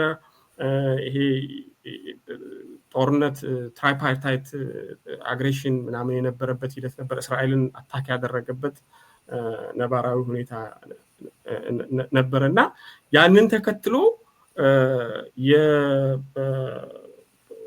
ስምምነት ተስማሙ ማለት ፒስ አኮርድ ተደራረጉ። በእስራኤልና በግብጽ መካከል ስምምነት ተስማሙ ማለት ነው። ይሄ ስምምነት ደግሞ በዋነኝነት ያስማማቸው አሜሪካ ናት እና በቀጠናው ላይ በቃ ግብጽ የእስራኤልን ጥቅም ልታስጠብቅ፣ ግብጽ ደግሞ ተወሰደባት የተባለውን ሳናይ አካባቢ ጋር የተወሰደባትን በእስራኤል አካባቢዎች በጠቅላላ ልትመልስ ተስማሙ ማለት ነው። ይሄ ስምምነት ተከትሎ ግብጽ ከአሜሪካ ጋር ከባድ የሆነ ወዳጅነት ፈጠረች ማለት ነው። ከዛን ጊዜ ጀምሮ በቃ ስትራቴጂክ ኢምፖርታንሷ ለአሜሪካ የግብጽ ሲግኒፊካንት ሆነ። በቃ መሳሪያ እንደፈለጉ ነው የሚያገኙት፣ እርዳታ እንደፈለጉ ነው የሚያገኙት። ይሄ ተጨባጭ ሁኔታ ተፈጠረ ማለት ነው። ኢትዮጵያ በዛ ሰዓት የት ናት? ኮሚኒስቶቹ ጋር ነበረች። ኮሚኒስቶቹ ጋር ምናምን እንቅስቃሴ እያደረገች የነበረበት ሂደት ነበረ ነው። ስለዚህ እነዛ ዲዛይን የተደረጉትን ፕሮጀክቶች ኢምፕሊመንት መደረግ አልቻሉም፣ እርዳታ ማግኘት አልቻለም። ዓለም አቀፍ ከዌስተርን ብሎኮቹ ምንም ድጋፍ የለበትም ነበረ እና ፕሮፌሰር ስማቸው ኦቨር ማሄር የለም አንዱ ምን ብለው ነው የሚገልጹት? አንዱ ጸሐፊ በቃ ኢትዮጵያ እነዚህ ከዌስተርን ብሎክ ጋር እንትን ማድረጋቸው ያገኙት ነገር መሳሪያ ምናምን ድጋፍ ማግኘት ቻሉ። ግን ኢኮኖሚካሊ ራሳቸውን ሰልፍ ሰስቴን አድርገው ዲቨሎፕ ሊያደርጉ የሚችሉበትን በፊት የተጠኑትን ፕሮጀክቶች ኢምፕሊመንት የሚያደርጉበት ነባራዊ ሁኔታ አልተፈጠረም ማለት ነው። ይሄ ነው ፖስት ኮልድ ዋር ላይ የነበረው ፖለቲካ በአንድም ሆነ በሌላ በቀጠናው ላይ የነበረው ፖለቲካ በአባይ ላይ ኢንፍሉዌንስ ተደርጓል፣ ወይም ደግሞ አባይ ያንን ፖለቲካ ኢንፍሉዌንስ አድርጎታል። በሁለቱም ወይ የሚሰራበት ነባራዊ ሁኔታ ነበር የነበረው ማለት ነው። ዘን ይሄንን ካለፍሽ በኋላ የምታገኘው የኮልድ ዋሩን ካለፍሽ በኋላ የምታገኘው ነገር ምንድን ነው? የፖስት ኮልድ ዋር ነው የሚሆነው ማለት ነው። ኮልድ ዋሩ ሲያልቅ በቃ ዓለም በፊት ባይፖላር ወርልድ ነበረች፣ ሁለት ሱፐር ፓወር የነበሩባት ዓለም ነበረች። አሁን ግን ወደ ዩኒፖላር ወርልድ አሜሪካ ብቻ ሆነች። አሜሪካኖቹ ደግሞ በኢንተርናሽናል ፋይናንሻል ኢንስቲትዩሽኖች በምንላቸው በአንድም ሆነ በሌላ ለመርዳት የሚያደርጉትን ነገር በዛ ሆነ በቃ ሪሌሽንሽፑ ማለት ነው። በጠቅላላ ከባድ የሆኑ መልቲላተራል ኢኒሼቲቮች ነበሩ። ቴኮናይል የሚባል ነበረ። ምሳሌ ቴክኒካል ኮሚቴዎች ተቋቁመው ናይልን እንዲያጠኑ፣ ያ ደግሞ የሚደገፈው በወርልድ ባንክ የሆነ የካናዳ እንደዚሁ የዲቨሎፕመንታል ፕሮጀክት ነበረ። እሱ አማካኝነት ከዛ የናይል ቤዝን ኢኒሼቲቭን ታገኛለሽ። ይሄ መልቲላተራል ኢኒሼቲቮቹ መሄድ ጀመሩ ማለት ነው፣ ዩኒፖላር ወርልድ ስለሆነ ማለት ነው። ግን በዛን ዘመን ለራሱ ቻይና አሁንም የግሬት ፓወር ኢንፍሉዌንስ ነው እያወራን ያለ ነው። ቻይና ምን እየሆነች የነበረ ወደ ግሬት ፓወር የመሆን እድል እያመቻቸች ኢኮኖሚካሊ በጣም እየበለጸገች የነበረበት ሂደት ነበረ ነው። ስለዛ again በዚህ በዓለም አቀፍ በወርልድ ባንክ አማካኝነት ከዌስተርን ሀገራቶቹ እርዳታ ለማግኘት የአባይ ተፋሰስ ላይ የሆነ ፕሮጀክት ሰርቶ እርዳታ ለማግኘት ፖሲብል አልነበረም። አንደኛ ቅድም እንዳልኩሽ ግብጽ ትልቅ የሆነ ሌቨሬጅ አላት ከአሜሪካኖቹ ጋር ባላት ግንኙነት አማካኝነት። ሲሞከርም ምን ታደርግ ነበረ? ግብጽ ብሎክ ታደርግ ነበረ እንደዚህ እንትኖችም ማለት ነው። ድጋፍ ምናምን እንኳን ለራሱ ምሳሌ አፍሪካን ዲቨሎፕመንት ባንክ ደግፋለሁ ብሎ ያሰበውን ነገር ለማስቀረት ብዙ ርቀት ሄዳ ነበረ። ብሎክ የሚያደረገችበት ነባራዊ ሁኔታ ነበረ። ስለዛ እርዳታ ማግኘት አይቻልም፣ ፕሮጀክት ኢምፕሊመንት መደረግ አይቻልም ነው። ግን ቻይናዎቹ ይሄ ኢንቫይሮንመንታል ሴፍጋርድስ ኢንቫይሮንመንታል ሶሻል ሴፍጋርድስ ላይ ብዙም ኮንሰርን አይደሉም፣ ማበደር ይችሉ ነበር። እና በተለያየ ዘመን በዚህ ዩኒፖላር ወርልድ ምናምን ብለን በምንጠራበት ዘመንም አሁን ቻፕተር 2 ላይ ፖስት ኮልድ ዋር ፖለቲካል ዲቨሎፕመንቶችን ያነሳሁበት ቦታ ብዙ ፕሮጀክቶች ተነድፎ ነበረ። ግብጽ ውስጥ ሱዳን ውስጥ ብዙ ፕሮጀክቶች ነበሩ። የኃይል ማመንጫ ግድቦች ተገንብተዋል። ኢትዮጵያ ውስጥ ብዙ የኃይል ማመንጫ ግድቦች ተገንብተዋል። ኡጋንዳ ውስጥ እንደዚሁ ብዙ የኃይል ማመንጫ ግድቦች ተገንብተዋል ነው።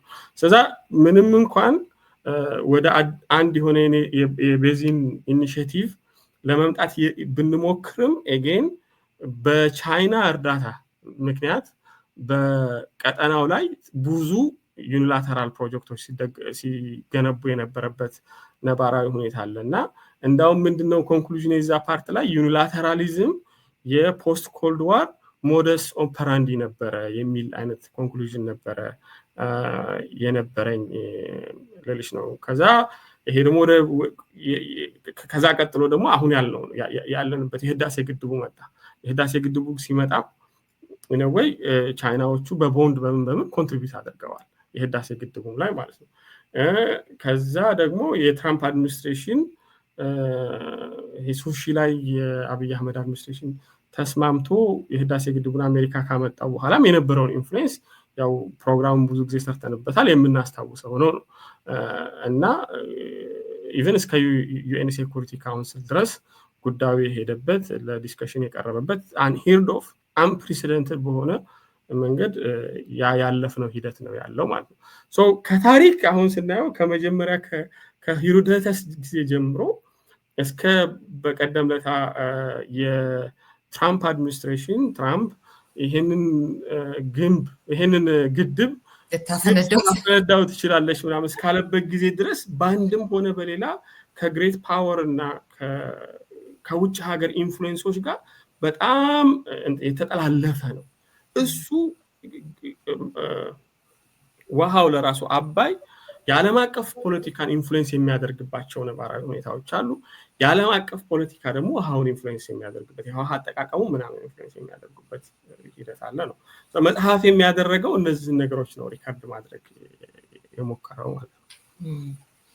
አዎ እንግዲህ በመጽሐፉ በሰፊው ያለው እንደጠቀስከው የታሪክ ጉዳይ ምን ይመስላል የሚለውን እስካሁኑ ጊዜ ድረስ ያለውን አንስተሃል።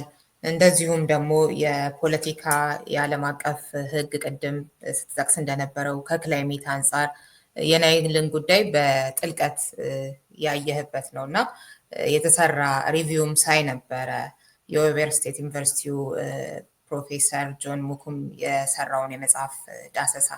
እንግዲህ እንደሱ አይነት በሙያው የተከበረ ሰው ስለ መጽሐፉ ካለው ውስጥ ጥቂት አረፍተ ነገሮች ባነብ ደስ ይለኛል። ስክሪኑ ላይ እንደሚታየው Many books and scholarly articles have examined the conflict between Egypt, Ethiopia, and Sudan over the allocation and utilization of the Nile waters in general and the GERD in particular.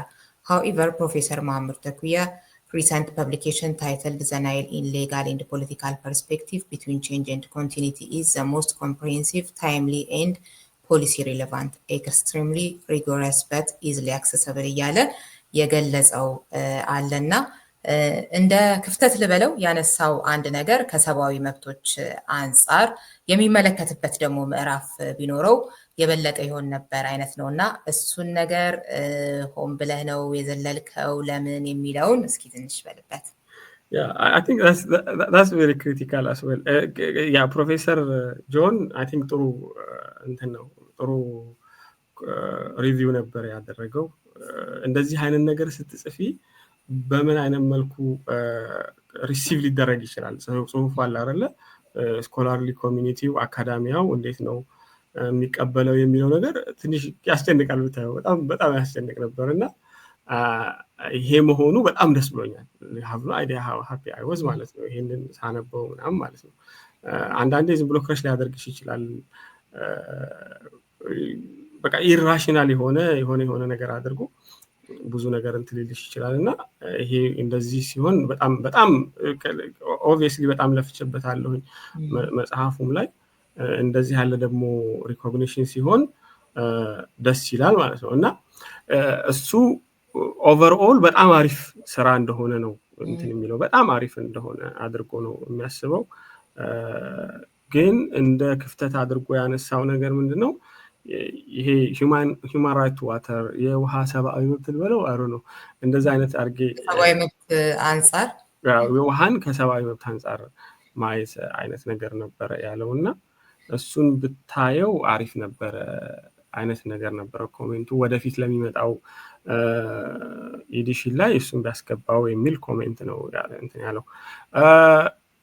የሚገርምሽ መጀመሪያ ላይ ይሄንን በቃ PhD ፕሮጀክቴን ሲጀምር የጀመርኩት እዚህ ኤሪያ ላይ ነበር human right to water ላይ ለመስራት ነበር እና ያው ከማካፍሬም ጋር ከምንም ጋር ከአድቫይዘሪ ጋር ምናምን ስናወራም ይሄ in terms of practical application ትንሽ አስቸጋሪ ነው በቤዚኑ ላይ ማለት ነው። human right to water ጥሩ የሆነ ኮንሰፕት ነው ማለት በኮንሰፕት ደረጃ ማለት ነው። በኮንሰፕት ደረጃ ጥሩ የሆነ ኮንሰፕት ነው። ምንድነው በይሄ የውሃ መብትንና ሳኒቴሽንን በጠቅላላ ከግንዛቤ ውስጥ ማስገባት አለብን ነው። አሁን ችግሩ እዚህ ላይ የሚሆነው ችግር ምንድነው ሰብአዊ መብት በባህራቸው ግዴታን የሚጥሉት በሀገራቶች ላይ ነው። በሀገራቶችና በግለሰቦች መካከል ማለት ነው። ይሄ ቨርቲካል የሆነ ግንኙነት ነው በዋነኝነት ማለት ነው። ሀገር ላይ ስቴቶች ከዛ በኋላ ስቴቶች ደግሞ ለዜጎቻቸው ምን አይነት ግዴታ አለባቸው የሚለውን ነገር ነው የሚጠቅሰውና አሁን human right to water በጣም ትንሽ አምቢሺየስ የሆነ የሆነ አፕሮች ነው የሚከተለው። ሰብአዊ መብቶች ኤክስትራ ቴሪቶሪያል አፕሊኬሽን ሊኖራቸው ይገባል አይነት አቋም አለው። ከምን አንጻር ነው? አሁን የንጹህ የመጠጥ ውሃ የማግኘትና ንጹህ የመጠጥ ውሃ የማግኘት መብታችን ከተጣሰ እንበልና በኢትዮጵያ ከተጣሰ የህዳሴ ግድቡ ያንን መብታቸውን ይጥሳል ብለው ካሰቡ የግብፅ ዜጎች ኢትዮጵያ መጥተው በኢትዮጵያ ፍርድ ቤት ይሄንን ነገር መብታቸውን ሪድረስ የሚያገኙበትን ነባራዊ ሁኔታ ነው የሚያስበው ማለት ነው ፕሪሰፖዝ የሚያደርገው። እና ይሄ ባለው ሁለት ነገር ነው። አሁን ይሄ እዚህ ችግር የመጽሐፉ ዓላማ በአንድም ሆነ በሌላ አሁን ያለው ኤግዚስቲንግ ስታተስ ኮ ኢንኢኩተብል ነው። ይሄ ኢንኢኩተብል የሆነ ኤግዚስቲንግ ስታተስ ኮ መቀጠል የለበትም። በተቻለ መጠን ሀገራቶች በፌር የሆነ ድርሻቸውን ሊያገኙ የሚችሉበትን ነገር ዲቫይዝ መደረግ መቻል አለበት ነው ይሄ መጽሐፉ ዓላማ ማለት ነው። ኢንኢኩተብል የሆነ ምንድነው አሎኬሽን ኦፍ ሪሶርስ አለ የሚል ነው። አሁን ግብጾች የሚከተሉት አፕሮች ምንድነው? ይሄንን አሁን ያለው ሼር በጠቅላላ አሁን ያለው የውሃ አከፋፈል ሂደት ያ ማለት ግብጽ በህግ ደረጃ በራሳቸው ህግ ነው ብለው በሚያስቡት ደረጃ ወደ 59.5 ቢሊዮን ኪቢክ ሜትር ውሃ የሚጠቀሙበት፣ ሱዳን 18.5 ቢሊዮን ኪቢክ ሜትር ውሃ፣ 10 ቢሊዮን ኪቢክ ሜትር ውሃ ደግሞ ለኢቫፖሬሽን የተተወበት፣ ኢትዮጵያ ከአባይ ላይ ምንም የማታገኝበት መንገድ ኢኩተብል የሆነ አሎኬሽን ነው ብለው ነው የሚያስቡት። ለዚህ እንደ ምክንያት የሚጠቅሱት ምንድነው? ኢትዮጵያ ብዙ ውሃ አላት ነው። ላይክ ኢትዮጵያ ሪሶርሷ በጣም ብዙ ነው። የአሎኬሽንን ኢቫሉዌት ስናደርግ ሜጀር ማድረግ ያለብን ኢትዮጵያ ውስጥ ወይም ደግሞ በላይኛው የተፋሰስ ሀገራቶች በጠቅላላ የሚዘንበውን ዝናብ በላይኛው የተፋሰስ ሀገራቶች ውስጥ ባሉ የውሃ መጠኖች በጠቅላላ ከግንዛቤ ውስጥ አስገብተን ከሆነ ኢትዮጵያ ግብጽ ምንም የላትም፣ ደረቅ ሀገር ናት። ስለዚህ አሁን እያገኘ ነው ያለው ነገር ድርሻችን ነው።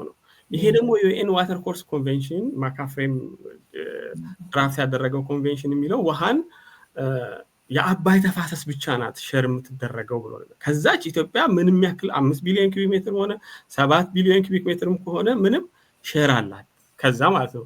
ይሄኛው ኦልተርናቲቭ የሆነ የውሃ ሪሶርስ ዝናቡም ሌላ ያሉትም የተፋሰሶች እነ ገላኔ ምናምን የምንላቸው አለ አይደል፣ ባሮ ምናምን የምንላቸው አዋሽም ምንም እነሱ ከግንዛቤ ውስጥ አይገቡም የሚል አፕሮች ነው ያለው የዩኤን ዋተር ኮርስ ኮንቬንሽን። የሂውማን ራይት ዋተርን አሁን በዚህ አይነት መልኩ ነው እየተከራከሩ ያሉት ማለት ነው። የሂውማን ራይት ዋተርንም ይሄንን ኤግዚስቲንግ የሆነ ስታተስ ኮ የማስቀጠል ኢንስትሩመንት ነው የታችኛው ተፋሰስ ሀገራቶች የሚጠቀሙበት ማለት ነው። ለምንድን ኢትዮጵያ ሪላቲቭሊ ዝናብ አላት፣ ስለዛ በውሃ ተጠምቶ የሚሞት የለም። ይሄኛው ግን ደረቅ ነው። ደረቅ ስለሆነ ፕራዮሪቲ ኢትዮጵያ ያንን ውሃ ለምን ልትፈልገው ትችላለች? ለመጠጥ ውሃ ሳይሆን እንበልና ለኢሪጌሽን ልትፈልገው ትችላለች። ስለዛ አይ ለኢሪጌሽን ሳይሆን ፕራዮሪቲ መሰጠት ያለብን እኛ ለምንጠጣው ውሃ ነው መቅደም ያለበት ይሉሻል ማለት ነው። ይሄንን ስጋቱ የነበረው ነገር ምንድነው? አንቀጽ 14 ሰብ አርቲክል 2 ላይ የኮኦፕሬቲቭ ፍሬምወርክ አግሪመንቱን መጽሐፉ ላይ ሌላ ጊዜ ወይ ዲስከስ እናደርግ በንም እናወራለን። ሀገራቶች ያልተስማሙበት ምክንያት በአንድ አንቀጽ ነው። ያ አንቀጽ ምን ይላል? በቃ የበፊቱ የቅኝ ግዛት ስምምነቶች በአንድም ሆነ በሌላ እውቅና እንዳይኖራቸው ይፈለጋል። ያንን ማለት ስለፈሩ ያ ዲስከሽኑን ስለሚያበላሸው የሁሉም ሀገራቶች የውሃ ጥቅም ይጠበቃል፣ ዋተር ሴኩሪቲ የሚባለው ፕሪንሲፕልን ኢንትሮዲዩስ አደረጉ ማለት ነው። ግብጾቹ ምንድነው ያሉት? አይ የሁሉም ሀገር የውሃ ጥቅምና አሁን የምንጠቀምበት መብታችንና አጠቃቀማችን በጠቅላላ ሪኮግናይዝ መደረግ አለበት ነው። ይሄ በቃ ዲስከሽኑን በጠቅላላ አፍርሶት ለኮ ሄደ። የሂውማን ራይት ዋተርም እንደዚሁ ነው አፕሮች የሚሆነው ማለት ነው። ይሄንን አንቀጽ ምናምን ካስገባሽ የሰብአዊ መብት ምናምናቸውን የሚጠበቁበት ነባራዊ ሁኔታ ይመቻቻል፣ የዜጎች ምናምን ካልሽ ግብጾቹ ያንን አሁን ያለውን ኤግዚስቲንግ ስታተስ ኮ ፐርፔቹዌት ለማድረግ የሚጠቀሙበት ሂደት ይሆናል ማለት ነው። ሶ ያለን አማራጭ ምንድነው? አንደኛ ይሄ ከዩኤን ዋተር ኮርስ ኮንቬንሽን አንፃር ይሄ ኤሊየን የሆነ ኮንሰፕት ነው። ላይክ ዩኤን ዋተር ኮርስ ኮንቬንሽን ሪኮግናይዝ ያደረገው አይደለም። ያው ቫይታል የሆኑ ኒዶች ፕራዮሪቲ ሊሰጣቸው ይችላል ይላል አንቀጽ 10 ላይ። ግን ከዛ ውጪ የሂውማን ራይት ዋተርን ሪኮግናይዝ ያደረገ አይደለም።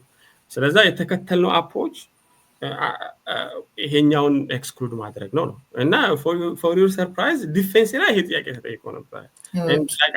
I did not answer because የመለሰው እንትኑ ነው ማን ነው አድቫይዘር የራሱ ነው ማካፍሬ ነው እንደዚህ ይሄንን እኛ ጋር ተነጋግረን ነው ስለዛ እንደ ክፍተት መታየት የለበትም። ይሄን አብረን ተነጋግረን አብረን የወሰን ነው ውሳኔ ነበረ እና ትክክል አይደለም። መጽሐፉ ኮንሰፕቱ በጠቅላላ መጽሐፉ እያጠነጠነ ያለው አሁን ያለው የውሃ አሎኬሽን በጠቅላላ እንደገና መስተካከል አለበት የሚል ነገር ነውና ይሄ እንትን ያደርገዋል ነው ምንድነው ያንን ፐርፔቹዌት እንዲያደርጉ እድል ያመቻቻል ነው። አንደኛው ስጋት ይሄ ነው። ሌላኛው ደግሞ ኮምፕሌክሲቲ ነው። እኔ አሁን ይሄ መጽሐፉ ላይ ስታይ ኢሉሲቭ የሆነ ነገር ጥሩ አይደለም ለአባይ ብዬ አስባለሁ። ማለት ኮንሴፕቹዋሊ አንድ ነገር ዲስከስ ማድረግ ጥሩ ነው ኦብቪየስሊ ኮንሴፕቹዋሊ ማለት ነው። ግን ደግሞ ኮንሴፕቹዋሊ አድሬስ ያደረግሽው ነገር ሲግኒፊካንት ሊኖረው ይገባል እና ሲግኒፊካንቱ ደግሞ ፖሊሲ ላይ ኢምፓክት ሊኖረው ይገባል። ፖሊሲ ላይ ማለት ነው በቃ ፊዚብል የሆነ ኢምፕሊመንት ሊደረግ የሚችል ራሽናል የሆነ ሰው ሊቀበለውና ኢምፕሊመንት ሊደረግ የሚችል መሆን መቻል አለበት ብዬ አምናለሁኝ እና ፊዚብል ናቸው ብዬ አምናለሁኝ መጽሐፉ ላይ የጠቀስኳቸው ሪኮመንዴሽኖች ማለት ነው። ሞስት ኦፍ ዘ ሪኮመንዴሽን በአንድም ሆነ በሌላ ኢትዮጵያ አቋም የሆኑበት ሂደት አለ። ዳይሬክትሊ የህዳሴ ግድቡ ኔጎሽዬሽን ኢምፓክት ያደረጉበትም ተጨባጭ ሁኔታ አለ። አሁን ፍሌክሲቢሊቲን በተመለከተ ይሄ ከክላይሜት ቼንጅ ቻፕተር 9 ላይ ከአሁን በፊት በናይል ኮንቴክስት ተሰርቶ አቅም ነበር። ያ ኢትዮጵያ ማስበው ማታቅም ፎር ሹር ማለት ነው። በዚህ የዲስከሽን ፖይንት ሆኖ አቅም ነበር። አሁን ላይ ግን ያ ፖይንት ኢዝ ኤ ፖይንት ኦፍ ስቲኪንግ ፖይንት ሆኗል። ገብቶሻል አይደል? ይሄ ኤግዚት ስትራቴጂ ምናምን እያልን አንቺም ጋር ዲስከስ አድርገናቸው ነበረው። አሜሪካ ሲመጡ ምን አይነት አፕሮች መከተል አለብን? አሁን ምንፈርም ከሆነ አትሊስት ነገ ከነገ ወዲያ የልጆቻችን የማይጎዱበትን ነባራዊ ሁኔታ ማበጀት አለብን ብዬ ሪኮመንድ ሳደርጋቸው የነበሩ ነገሮች ዛሬ ላይ የዲስከሽን ፖይንት ሆነዋል ወይም ደግሞ ስቲኪንግ ፖይንት ሆነዋል ማለት ነው። ሶ it has to have like practical የሆነ ኢምፓክት ማለት ነው። ይሄ የሰብአዊ መብት እንትን ደግሞ ኢምፓክት ፕራክቲካሊ የሆነ ኢምፓክቱ ሲግኒፊካንት ያን ያክል አይደለም። ግብጾቹ ሊጠቀሙበት ይችላሉ፣ ወደ ዲስከሽን ሊያመጡት ይችላሉ። ለምንድን ለነሱ የውሃ አሁን ያለውን የውሃ ጥቅም ለማስጠበቅ ስለሚጠቅማቸው ማለት ነው። ግን ይሄ ምንድነው የሚያመጣብን አዲሽናል ላየር ኦፍ ኮምፕሌክሲቲ ነው ማለት ነው። እስካሁን የበፊቱ የውሃ ባለው ላይ ሌላ የሚጨምር ማለት ነው። የቅኝ ግዛት ስምምነቶቹ ጋር የማንስማማበት ነገር አለ፣ በህዳሴ ግድቡ ላይ የማንስማማበት ነገር አለ ምናምን እና ይሄኛውን ደግሞ ከጨመርሽው if you are like making it a part of the discourse additional የሆነ layer of elusive በሆነ ያን ያክል ሪያላይዝ ሊደረግ በማይችል ኮንሰፕት ነገሮችን ማወሳሰብ ነው የሚሆነው ነው። ከዛ አንፃር ነው ኢንቴንሽናሊ አቮይድ የተደረገው ለልሽ። በጣም ነው የማመሰግነው ማምዬ። ሳልል ባላልፈው የምትለው ሌላ ነጥብ ካለ እንጨምርና እንደጠቀስነው ወደፊት ሲመች በዝርዝር እንመለከተዋለን። ለአሁኑ ግን መጽሐፉ የት ነው የሚገኘው የሚለውን እሱን ደግሞ ንገረን። ያ መጽሐፉ በብሪል ነው የታተመው። ሶ ብሪል ፐብሊሸር ላይ እዛ በዚሁ ርዕስ ከፈለጉት ማግኘት ይችላሉ። ከዛ በተጨማሪ ደግሞ አማዞን ላይም አለ። አማዞን ላይም ሊያገኙት ይችላሉ። ትንሽ ኤክስፔንሲቭ ነው መሰለኝ፣ ወደ $170 ምናምን ነው። ትንሽ ኤክስፔንሲቭ ነው መሰለኝ። እንግዲህ ያ በዛ አይነት መልኩ ነው ያለው። ለጊዜው እኔ ሼር ማድረግ አልችልም፣ ያው ኮፒራይት እንትን አለብኝ። እስካሁን ማውጣት አልቻልኩም እኔ። በዚህ መልኩ ነው ያለው ማለት ነው። ያ ኢን ተርምስ ኦፍ ማለት የሚፈልገው ነገር ሌላ ላይክ ከሪሰርችም ከምንም አንፃር ይሄ ያስተማረኝ ኤክስፒሪየንስ ይሄ መጽሐፍ ሪሰርች ምንድነው የሚለውን ነገር ትንሽ ነገር አለ። አንድ አሁን በኢትዮጵያ ኮንቴክስት ኢትዮጵያ አንደርግራድ ነው ኢትዮጵያ የተማርኩት። ከዛ በኋላ ፖስት ግራድ በጠቅላላ እዚህ ነው የተማርኩት እና የነበረኝ ስትራግል ምንድነው the way how we understand researching ከኢትዮጵያ አንፃር ማለት ነው እና እዚህ ከመጣሁ ያለው በኋላ ያለው ነገር ትንሽ በጣም ፋንዳሜንታል የሆነ ትንሽ ፋንዳሜንታል የሆነ ለውጥ አለ እኛ ጋር ብዙ ጊዜ ኮምፓይሌሽን አሉ ይበዛል ኮምፓይል ማድረግ ማለት ሪሰርች ማለት ይከብዳል አሁን ብዙዎቹን ስራዎች ማለት በተለይ ሶሻል ሳይንስ ላይ ከተለያየ ቦታ የሆነ ነገር ከንጭብጭብ ተደርጎ መጨረሻ ላይ ፕሮባብሊ ሪኮሜንዴሽኑ ነው አዲስ ሊሆን የሚችለው ከዛ ሪሰርች ሆነ ማለት ነው እና እሱ ሲግኒፊካንት ያስፈልጋል ኢትስ ቬሪ ኢሰንሻል አሁን ፐብሊኬሽንም ላይ ምንም ላይ ሰው የሚቸገረው በቃ ላይክ ሲግኒፊካንሱን በደንብ አድርጎ የሪሰርች ጋፑን አውጥቶ ከዛ በኋላ ይሄ ሪሰርች ለኤግዚስቲንግ ሪሰርች ምን የሚጨምረው ነገር አለ ምን የተለየ የሚለውን ነገር በደንብ አድርጎ ቁልጭ አድርጎ ማድረግ መቻል አለበት ነው ሶ እኔ አሁን የዚህ የቅኝ ግዛት ስምምነቶችን ምናምን በተመለከተ ኤሪያው ላይ ተሰርቶበታል ካሁን በፊት ቅድም እንዳልኩሽ የተቃቀስኩላቸው ሰዎች ምናምን እና ሳደርግ የነበረው በተቻለ መጠን አትሊስት ይሄ ኮምፓይል ሳይሆን እነሱን ኢንጌጅ ማድረግ ቅድም አልኩሽ ሪኮንስትራክት ማድረግ የነበረው ጽሁፍ ምንድነው በዚህ ጉዳይ ላይ ይሄ ትክክል ነው ወይ የተለያዩ ሜጀር የምታደርግባቸው ሌንሶች ሊሆኑ ይችላሉ ህግ ሊሆን ይችላል ታሪክ ሊሆን ይችላል ፖለቲካል ሳይንስ ፍሬምወርኮች ሊሆኑ ይችላሉ ምናምን ብቻ እንደገና ነገሮችን የምታይበትም ነባራዊ ነው እንዳት ወይ ምን ታደርጋለሽ ማለት ነው አትሊስት አንቺ ኦሪጂናል የሆነ ቮይስሽን ይዘሽ ትመጫለሽ ማለት ነው ከመጀመሪያው እስከ መጨረሻው ድረስ ማለት ነው in terms of like compilation እሱን እንትን እላለሁኝ እሱን I think ይሄን ላይ ለራሱ ወደፊትም ምንም ዲስከስ ማድረግ እንችላለን ሪሰርች ምንድነው የሚለው ነገር ላይ እዛ ላይ ብዙ ኤክስፒሪየንሶች አሉ ባክ ኤንድ ፎርዝ ሙሉ ጋር ማለት ነው እና በዛ ጋር ማውራት እንችላለን ወደፊት I think ይሄን ነው ማለት የምፈልገው ሪዮቴዋ thank you so much ስለሰጠሽኝም እድል ማለት ነው እና በጣም ይቅርታ ረጅም ጊዜ ስለወሰድን ዲስከስም ለማድረግ መጽሐፉን በጊዜው ጥራት ምክንያት እንደሆነ ይገባኛል ማሚዬ ወደፊትም ቻፕተር በቻፕተርም በቡኩም ለራሱ በፓርትም ከፋፍለን ዲስከስ ብናደርገው እንዳልኩሽ አክሰሰብልም አይደለም መጽሐፉ አሁን ዋጋው ሙድ ነው ምናምን እና I think ይጠቅማል ብዬ አስባለሁኝ ኢንሻአላህ ወደፊት እንደዛ እናደርጋለን ሪዮቴዋ ዋው ቢያንስ እንግዲህ በውድነቱ ምክንያት እየፈለጉ ግን መግዛት ላልቻሉ ሰዎች በዛ አይነት መንገድ ሐሳቡን ወደፊት ለማዳረስ እንሞክራለን ለዛሬው እጅግ በጣም ነው ማመሰግነው እኔም አመሰግናለሁ thank you እሺ አድማጭ ተመልካቾቻችን በዛሬ የመጽሐፍ ገበታ ዝግጅታችን የተመለከትነው እንደዚሁም የተወያየንበት ይህንን ይመስል ነበር በሌላ ፕሮግራም ደግሞ በሌላ ርዕሰ ጉዳይ መጽሐፍና እንደዚሁም ጸሐፊ ቆያችኋለሁ እስከዚያው ሰላም